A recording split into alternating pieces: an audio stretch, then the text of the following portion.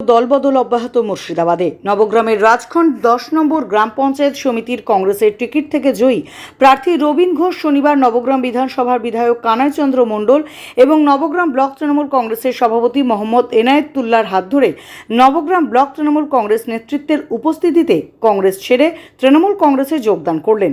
সদ্য তৃণমূলে যোগদানকারী জানান, মমতা বন্দ্যোপাধ্যায়ের উন্নয়নে সামিল হতেই তৃণমূল কংগ্রেসে যোগদান করেছেন। বর্তমানে যে ইলেকশনটা হলো গত কয়েকদিন আগে, যে লোকসভা ইলেকশন, সেখানে আমরা দেখলাম শুধু আমার নিজের অঞ্চল নয়, ওরা পশ্চিমবাংলা জুড়ে কংগ্রেস তার গ্রহণযোগ্যতা হারিয়েছে।